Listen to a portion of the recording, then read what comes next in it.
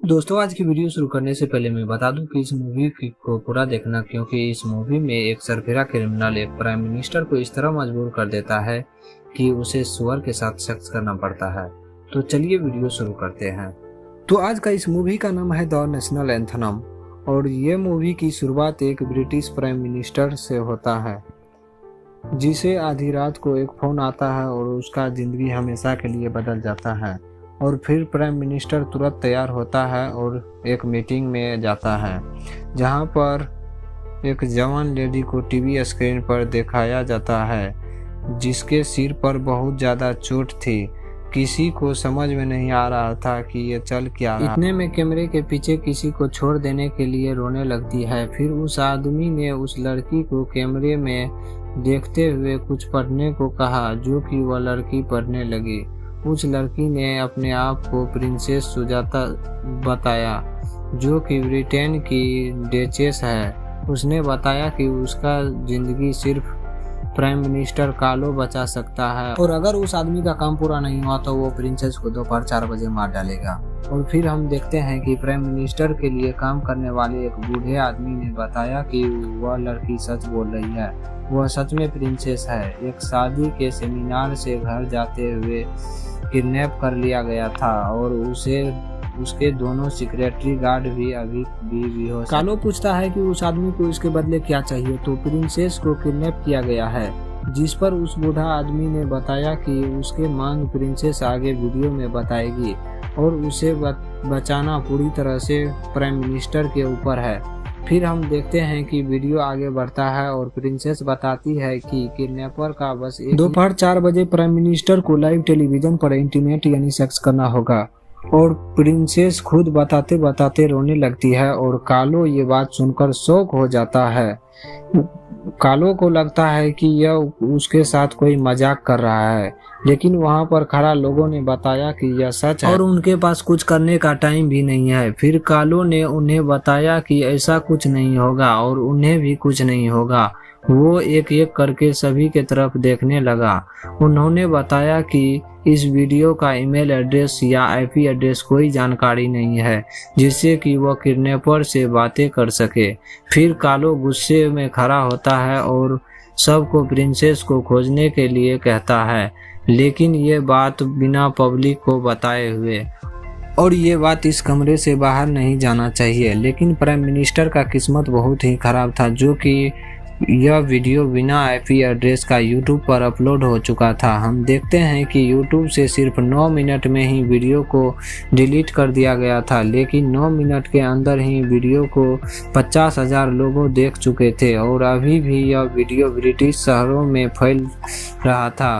अब news reporter को भी यह बात पता लग गया था, लेकिन उन्हें टीवी पर दिखाने से रोक दिया गया था।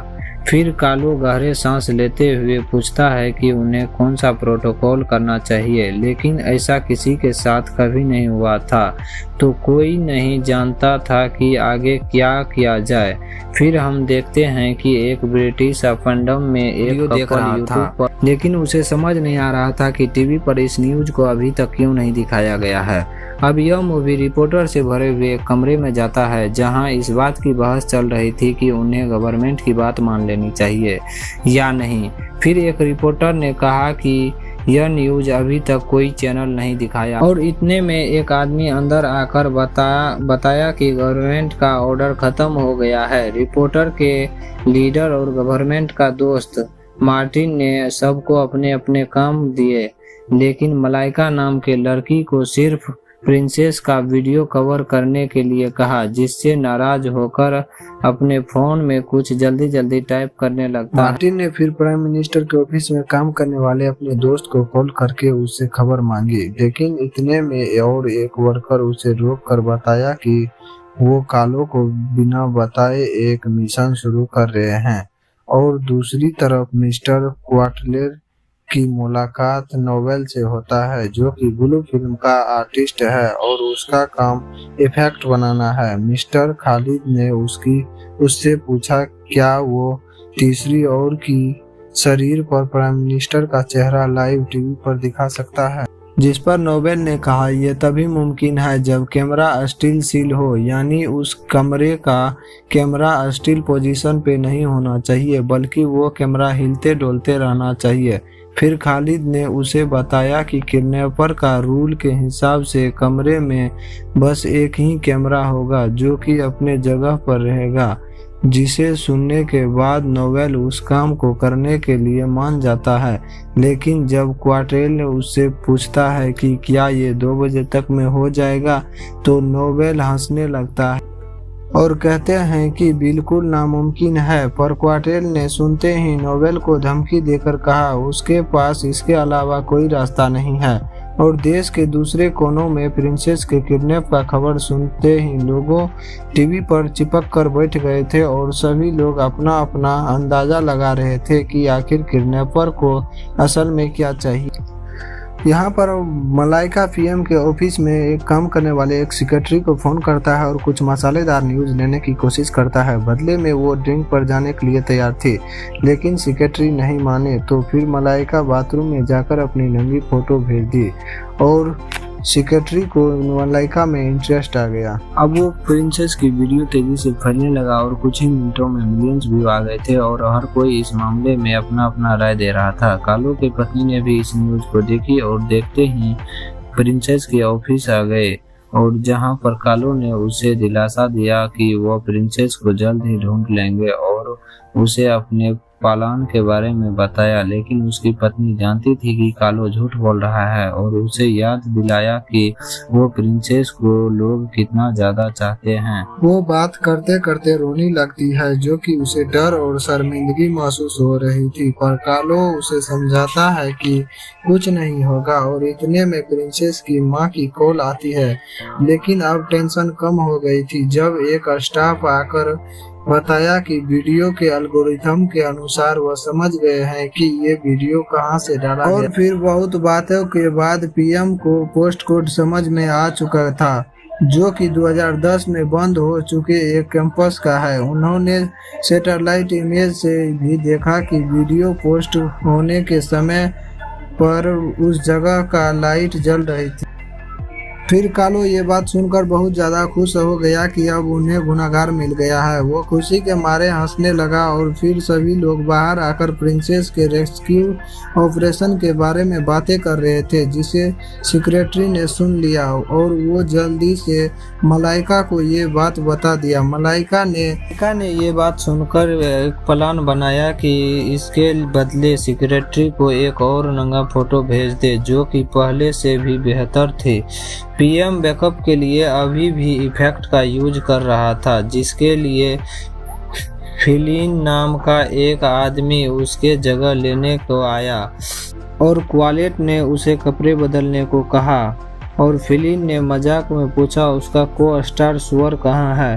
अब नेक्स्ट सीन में रेस्क्यू टीम कैंपस पहुंचकर पीएम का सिग्नल का इंतजार कर रहा था। यहाँ पर परेशान कालो को टॉम ने बताया कि उन्होंने हर सिचुएशन के लिए अपना स्टेटमेंट तैयार कर लिया है। उसने उसके आगे ये बताया कि फिलहाल लोगों की सिंपैथी पीएम की तरफ है, तो अगर उसका रेस्क्यू ऑपरेशन नाकाम भी हो गया तो जनता को भी किडनैपर का उस बेहुदा मांग पर न कर पाना भी मंजूर होगा। अगर उसे प्रिंसेस को मार देता है तो लोग पीएम को दोषी नहीं ठहराएंगे। और फिर कुछ देर के बाद यूकेएन न्यूज के ऑफिस में मार्टिन के लिए एक पार्सल आता है और जिसमें पेन ड्राइव और एक कटी हुई उंगली रहता है।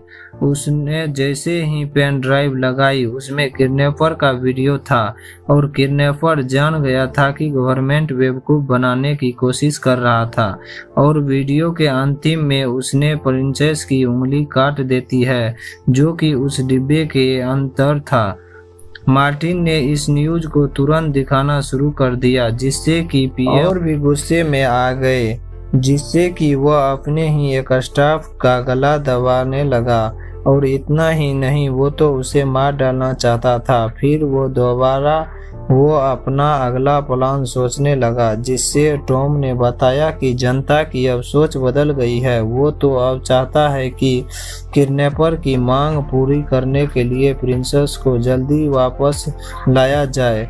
कालो घबरा गया। वो तुरंत रेस्क्यू ऑपरेशन शुरू कर दिया, जिसके बाद रेस्क्यू टीम आगे बढ़ी। लेकिन मलाइका अपने आप को और भी बेहतर साबित करना चाहती थी। वो अपने वहां पर जाकर UKN न्यूज पर वहां की लाइव टेलीकास्ट करना शुरू कर दिया। यहाँ पर PM को पूरा देश देख रहा था कि आखिरकार उसका प्लान कितना कामयाब होता है। लेकिन कालो यह सुनकर हैरान हो गया कि जब उसे बताया गया कि यह एक जाल था और उसके आखिरी उम्मीद भी नाकाम हो गई थी। टीम अब वापस जा रही थी तो इतने में उन्हें मलाइका दिखी। टीम ने उसका पीछा किया और उसे रोकने के लिए उसके पैर पर गोली चला दिया। मलाइका को देखकर सभी को लग रहा था कि यही किडनैपर होगी, लेकिन ये बात पता चला कि वो बस न्यूज कवर करने के लिए आई है और इस जगह के बारे में उसे सेक्रेटरी से पता चला है। अब परेशान होकर कालो अपने टीम पर सारी गलती डाल देती है। वो समझ गया कि वो अब फंस चुका है। अब 4 बजने में सिर्फ 40 मिनट बची हुई थी, लेकिन कालो इस घिनौनी हरकत से मुकर रहा था। कालो को स्टाफ बताता है कि वो ऐसा नहीं करेगा तो वह बर्बाद हो जाएगा। उसने कालो को धमकी दी कि उसे सुअर के साथ सेक्स करना पड़ेगा। ऐसा नहीं किया तो उसके साथ उसका पूरा परिवार की जिंदगी बर्बाद हो जाएगी। कालो जानता था कि अब सुअर के साथ सबके सामने सेक्स करना पड़ेगा और इस कारण से कालो रोने लगता है। अब लाइव टेलीविजन शुरू होता है और देश का हर इंसान टीवी के सामने ये देखने के लिए बैठ गया था कि अब कालो और सुअर के बीच क्या होने वाला है। अब कालो भी अपने जिंदगी का सबसे बड़ा मीटिंग के लिए निकल गया था। कालो को रास्ता में बताया गया कि अगर उस लाइव टीवी का वीडियो को कोई शेयर करता है तो उसे किडनैपर मानकर अरेस्ट कर लिया जाएगा। और फिर कालो उस जगह पर पहुंच जाता है जहां पर उसे सुअर के साथ सेक्स करना था। और अब पूरा देश इसका इंतजार में चुपचाप बैठ गया था। फिर टीवी पर इसकी अनाउंसमेंट होती है और अचानक टीवी से एक साउंड आने लगता है जो कि पूरा यूनाइटेड किंगडम के कोने कोने में सुनाई दे रही थी। PM ने अंदर जाने से पहले एक दवाई खाई जो कि बॉडी को नम कर देगी। अब कालो उस कमरे में जाता है जहां पर उसका पार्टनर था। दोस्तों, मैं बता दूं कि वहां पर उसका पार्टनर कोई और नहीं बल्कि सुअर था। अब कालो कैमरे की ओर देखते हुए कहता है कि वह प्रिंसेस को सही सलामत वापस चाहता है और PM अपना कपड़ा सुअर के सामने उतारने लगता है। उसने अपने पत्नी के सामने भी प्यार जाहिर किया। फिर हम देखते हैं कि PM के पेंट के साथ उसका इज्जत भी उतर जाता है। पूरा देश के सामने उसे सुअर के साथ सेक्स करना पड़ता है। सभी ये मंजर देखते रह गए थे क्योंकि देश के इतिहास में पहली बार हुआ था कि एक PM को एक सुअर के साथ सेक्स करना था। फिर हम देखते हैं कि कालो बाथरूम में जाकर उल्टी करने लगता है। कालो को यह बात कभी भी पता नहीं लगता है कि उसके लाइव टेलीकास्ट करने से पहले ही प्रिंसेस को छोड़ दिया गया था और 1 साल बीत जाता है और PM और प्रिंसेस दोनों ही बहुत खुश दिख रहे थे। लेकिन कोई भी नहीं जानता है कि पर्दे के पीछे क्या चल रहा है। PM तो पॉपुलर हो गया था लेकिन PM का अच्छा खासा शादीशुदा जिंदगी बर्बाद हो चुका था। और ये वीडियो इतना ही पे खत्म हो जाता है। दोस्तों, अगर मेरा वीडियो अच्छा लगता है तो हमारे चैनल को सब्सक्राइब करें और लाइक करें।